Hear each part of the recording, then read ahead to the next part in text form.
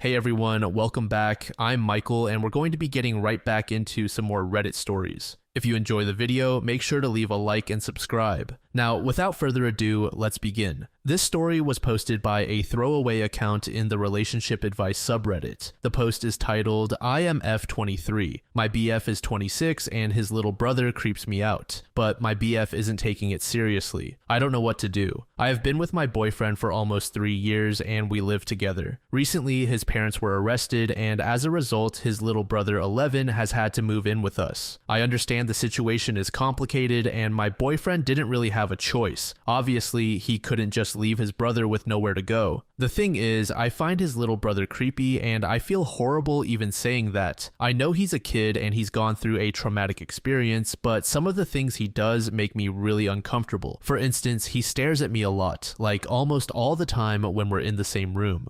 I'll catch him just watching me and it's unsettling. He also has this habit of walking into our bedroom without knocking, especially when my boyfriend is out. I have told him multiple times that he needs to knock, but he either ignores it or just doesn't care. He will shower and use the bathroom with the door wide open, clearly so everyone can see him when walking past, even though I have told him he needs to keep the door closed when he's in there. One time I had just gotten out of the shower and was in my towel when I walked into the bedroom and he was just standing there, staring at me. I asked him what he was doing and he didn't even answer. He just kept staring before finally walking away. I brought this up to my boyfriend, but he brushed it off, saying his brother is probably just adjusting to everything and doesn't mean any harm. I lent him my laptop because he said he needed it for homework, and when I got it back, it was completely filled with porn. He had downloaded and it was in the search history. I told my boyfriend he needed to speak with him, but my boyfriend says it's normal for a boy his age. He just told me to clear the search history and delete what he downloaded, but he is not being normal. He is weirding me out, and I feel bad even saying it. I get that this kid is dealing with a lot. Losing his parents like that is traumatic, but at the same time, I feel like my feelings are being dismissed. My boyfriend says I'm overreacting, but I honestly feel really uncomfortable in my own home now. I even find myself avoiding being alone with his brother because it just feels weird. I don't know if I am overreacting. I understand giving some leeway because of everything that's happened in his life, but he is really weirding me out. Any advice on how to handle this would be really appreciated. User Is This the New Trend said, this kid sounds like he really needs therapy. This is way beyond what you should be getting advice online for. I know he's just a kid now, but what about a few years from now? This behavior is not normal. None of what you describe is even close to normal for a boy his age. Therapy is really your only option. User Haley Bear said, get a lock for the door, get that kid in therapy, and start discussing things like boundaries and healthy relationships, what they are and what they mean.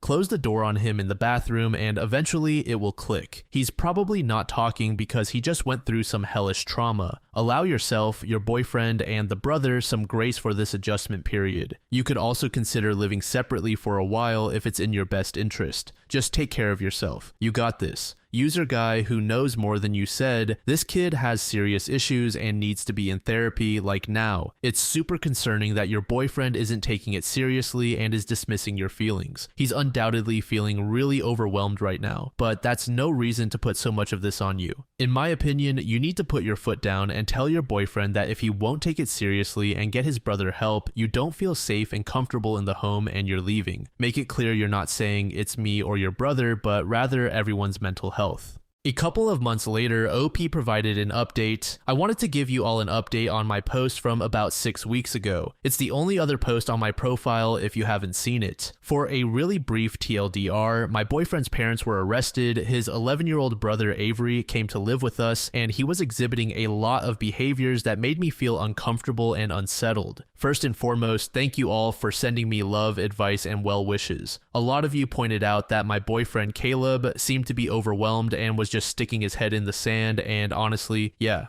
I sat him down a little while after I posted here and we spoke about his brother and everything going on, and he just started crying to me. He has cried in front of me maybe twice before, so I knew he was really feeling it. He said he was really sorry for the way he'd been acting and that he was just feeling so stressed that he was pushing everything down in a way. He agreed that Avery's behaviors were unacceptable, and I told him he needed to have a firm conversation with Avery about boundaries, or I just wouldn't be able to live with them much longer. Caleb said he would enforce a change of rules, and then he started sobbing, went gray, and began hyperventilating. I was seriously concerned and confused about what was happening. He said he needed to tell me something. I was comforting him and trying to calm him down, and he told me. He was a victim of pretty extreme CSA from his dad, and he thought Avery probably was as well, which we later found out was true. That explained a lot. Why Avery had no awareness of boundaries, why he was displaying these weirdly behaviors, and why we had such low contact with his parents before all this. But I met his parents multiple times. Yes, we had low contact with them, but I met them. I had been to their house. They just seemed like normal people, nice people. They weren't creepy or scary or weird. I was really shocked at everything Caleb told me. Caleb had been hiding it for so many years, and he felt so ashamed that he hadn't reported it sooner. He said he was really hoping that the abuse hadn't also happened to Avery, so I think he was trying hard to ignore any signs that it had. He said he felt responsible because he never reported his dad, which meant the abuse could continue. But I told him none of this was his fault. He has no blame in being abused or in Avery being abused. We sought advice on what to do. We reported what Caleb had said to the police and to social services. Both Avery and Caleb were interviewed, but we haven't heard much back from the police about anything that might happen next. They said it could be a long process if they managed to bring any charges at all. Social services started giving us some more support.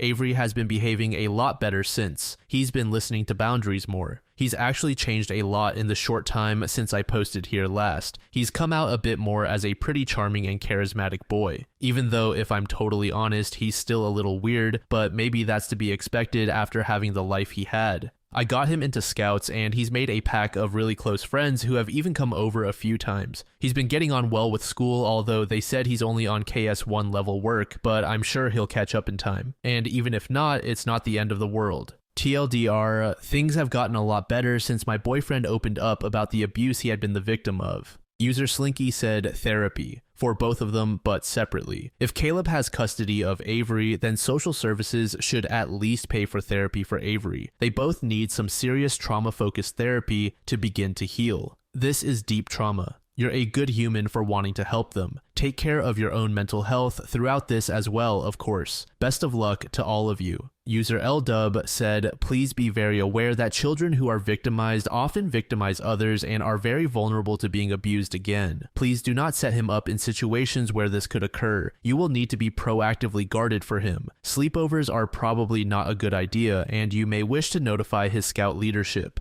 User Sofa Couch said, there have been replies here that stress therapy, and I obviously agree with that recommendation. However, the most important thing for an abused child to heal is to have healthy, supportive relationships with trusted adults. Children are very resilient. It's important that conversations around mental health, healthy boundaries, and healthy development continue throughout his adolescent and teen years. Open communication, done in a healthy and positive way, will reinforce anything he works on in therapy and encourage him to open up when he's struggling. In all honesty, this will be beneficial to your boyfriend as well. I would also recommend conversations about internet safety, what consent is, and what healthy relationships are. You and your boyfriend should continue to model these things. Also, conversations about consent can be had for many reasons. Can I hug you? You don't have to do things you're uncomfortable with. I'm uncomfortable when people hug me, so I set those boundaries for myself. Our bedroom is our personal space, so I'd like you to knock when you're entering. I'll make sure to do the same for you because you deserve privacy.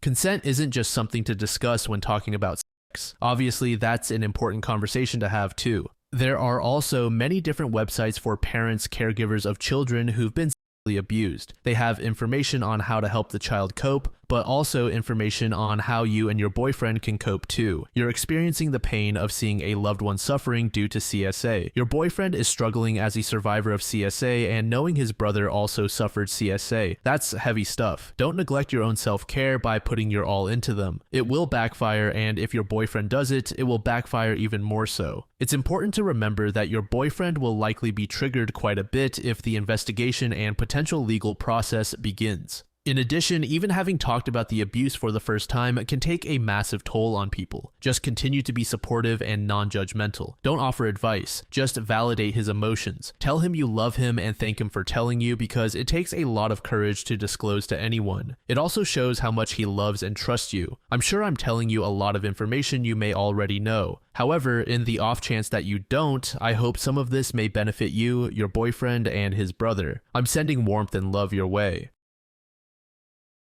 This next post was made in the infidelity subreddit by a user named Confundus Charmed. The post is titled, "She Cheated. I'm figuring it out and it hurts. I, 34M, found my wife, 33, in our bed with another man. For the sake of my sanity, I will refer to my wife as Ellie, and my best friend's name is Omar. Ellie and I met in college and hit it off right away. When we started dating, I was not really assertive. You could accurately say that it was her showing interest and desire in me that made me begin to value myself and work past a ton of insecurities I used to deal with. I was just a hardworking, nerdy, smart dude, but had never had any real luck with women. To me, it was almost incredible that someone as smart and beautiful as her would show as much interest in me as I showed in her. We have both always been driven, which led to us separately building small businesses of our own by the time we graduated college. We moved in together after graduation and married a year later. We had what I considered a very strong marriage. We had weathered family tragedies, professional challenges, and small and large disagreements, and always managed to work through everything, which I felt always made us stronger.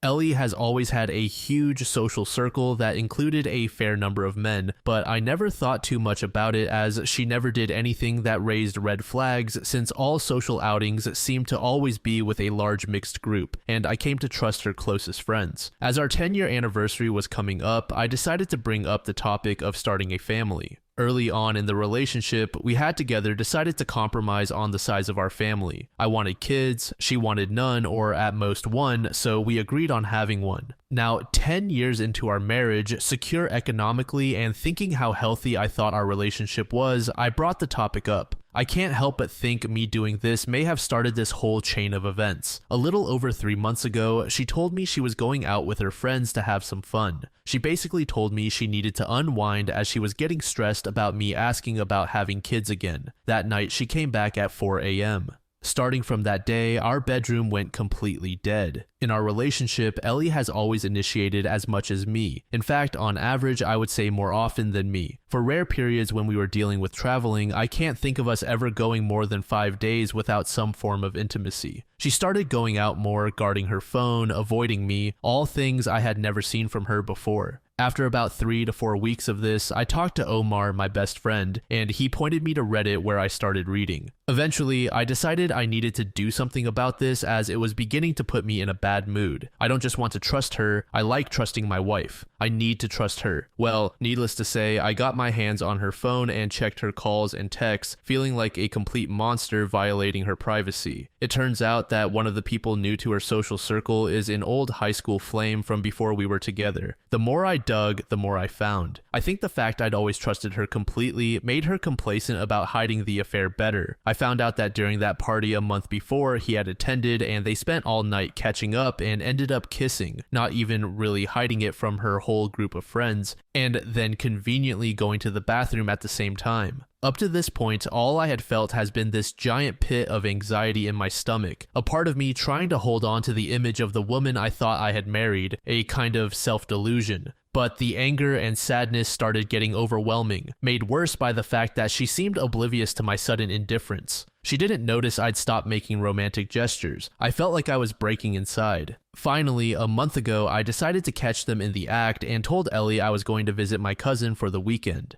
but instead stayed with Omar, who had been helping me record and copy everything. I waited, and sure enough, she brought him to our house, to our bed. I snuck into the house and made my way to our room. The sounds left no doubts. They were so into it they didn't notice me standing there at the door recording them with my phone. I literally felt something in me break. Like something in my soul snapped so hard I could hear it. My veins went ice cold and something like a 10-ton anvil had been dropped on my chest. I couldn't breathe. I went numb. This next part, I can only tell you what Omar says happened because I only remember parts of the next few minutes. According to Omar, who I'd brought as a witness, apparently I walked up to them, pulled the guy off the bed, and Omar pulled me off him. I remember Omar holding me down on the ground. After that, there were the normal hysterics of being caught. I went no contact for 5 weeks and began working with a lawyer preparing for the worst. Omar served as her contact point during that time since I simply didn't want to talk with her. Ellie contacted my family and told them that we are having problems. After 5 weeks of no contact, we met and talked. She was remorseful, told me it wasn't my fault, that it was all her doing, her responsibility, and her decisions. We decided to go to marriage counseling and at least explore if there is anything salvageable.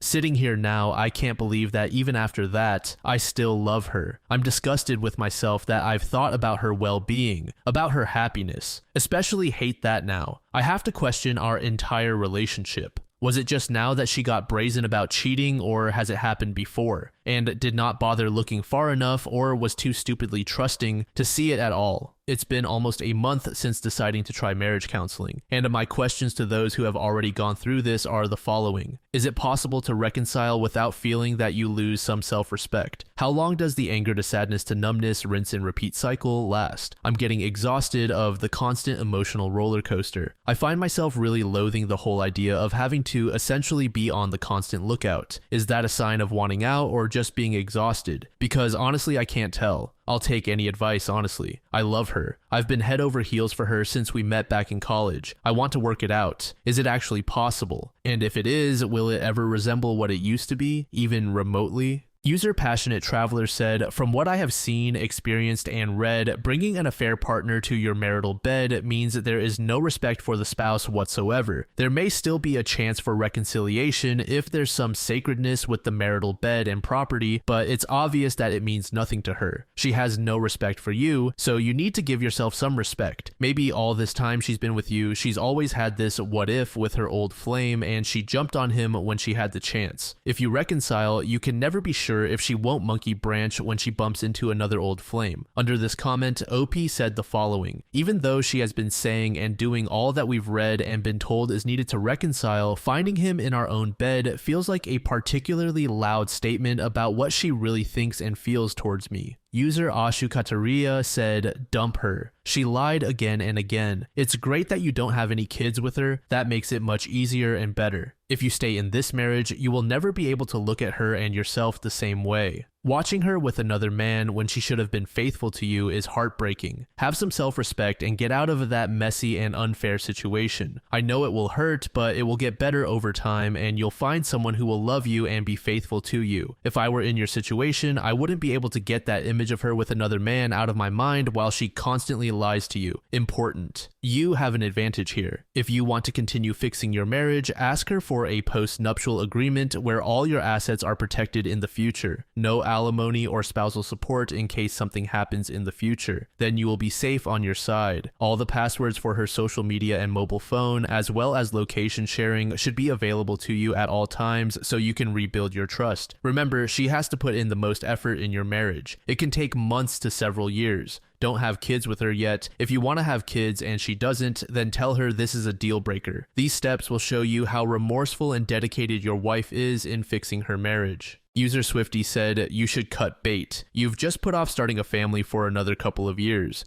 Her friend group did nothing. Maybe that is because they don't care, or maybe it's because they've seen it before. The only thing you know is that you will never know. You are only 34. You could start something new with someone who hasn't hurt you and actually wants a family. In the same time, it will take you to build back trust and have the baby she doesn't actually want. User Trazine said, you will never be able to unsee what you saw. That image will remain in your head and replay over and over again. Adding to that, you two seem incompatible in the children department, and it seems like there is probably a better person out there for you. About 4 days later, OP made an update post. After reading everyone's replies and messages, I took the weekend to let it all sink in and harden my resolve. I came to the conclusion that I was never going to be able to live with myself if I stayed with her. Staying and working on it would mean having to sacrifice a significant portion of my self-respect. I also realized that I want no part of a relationship that would require me to be in a state of constant vigilance for signs of betrayal. So I decided to push the proverbial red button and end it all. Here is how it all went down. Monday, I woke up early to an unexpected surprise. When I opened my eyes, my body was greeting me at full attention.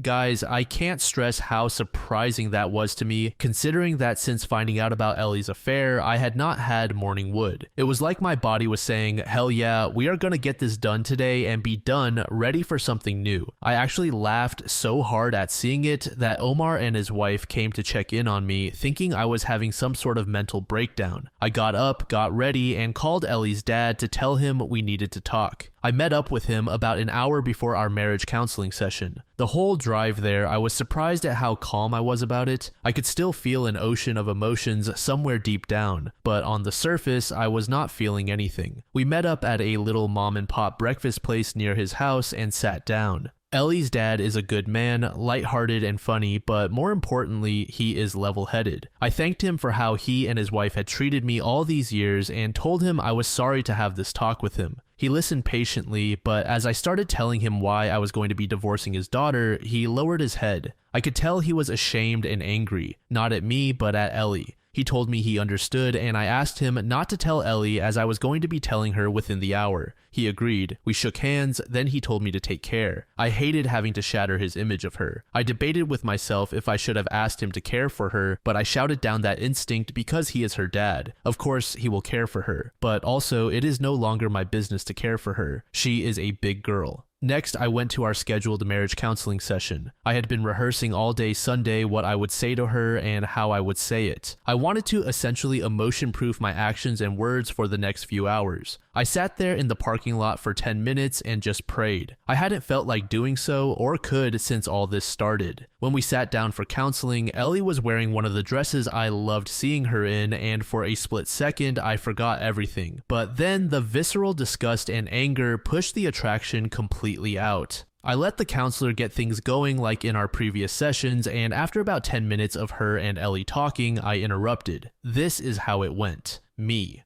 Excuse me, I have a few things I need to say to Ellie that I wanted to be able to say here with a neutral third party present. If at any point I'm interrupted, I'll simply leave and that's that. Ellie, I've come to realize that I do not need to know if this was the only time you cheated. It doesn't matter. I do not need to know how long it went on. It doesn't matter. I do not need to know how many times you cheated. It doesn't matter. And I do not need to know why. Even if there was a good reason or a perfect why, it also wouldn't matter. The only thing that matters is that you did cheat. The only facts that matter are these. You were never going to have children with me. At this point, Ellie opened her mouth to interject, so I started walking toward the door. She immediately backed off. You were going to string me along for however long it would take. You were going to cheat on me sooner or later. This is when she started crying. You do not respect or love me. The counselor looked like she was about to interject. In response, I took another step toward the door, which ended that. My lawyer is filing for divorce as we sit here. As of about an hour ago, your father knows the entire truth of what has been going on. Do not contact me. From here on out, the only person we will communicate through will be lawyers. These are the last words we will ever exchange. Goodbye.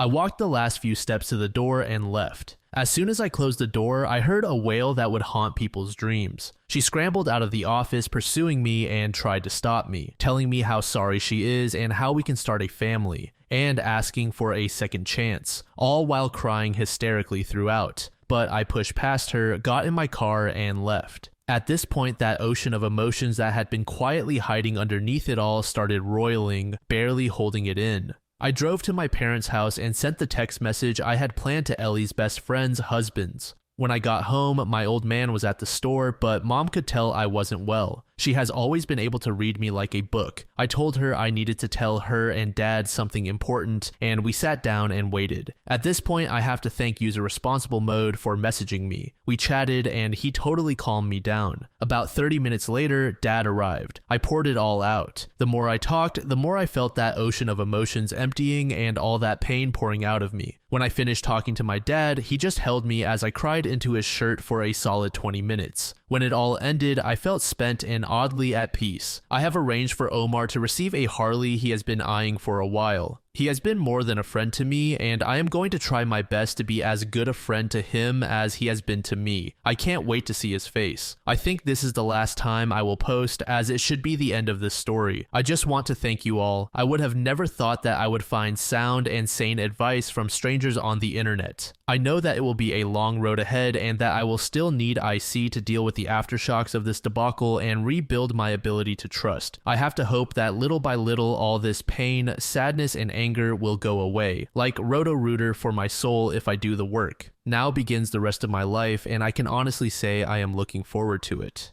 User We're All Going to Die said, "You handled this like a boss. I wish you healing and the best in your future. I cannot imagine even conceiving of doing such a thing to my beloved. You're spot on. She never loved you. That poor therapist. What a tragic display full of nonsense she had to deal with as you walked into your new, better life." Under this comment, OP said, "I felt a bit bad for the therapist afterward, but at the moment I just thought of her as a convenient witness should any nonsense ensue." User PVD said, "You have clearly demonstrated that you understand what you can and cannot tolerate. You have acted in parallel with your articulated philosophical beliefs. You are the epitome of a mature person with a sound psyche. I wish more people would hold cheaters accountable for their actions. It is only by doing so that their behavior will change. Well done, you. I know it's going to suck like a MF for a while, but you will eventually look back at this phase and feel proud, as you should. Take care, bro." User Notorious Dad said, "There's a good reason for you to post again. As you move forward, your story will be helpful for others to understand how recovery and moving forward look when you avoid the pick me dance, when you value yourself, and when you put yourself first.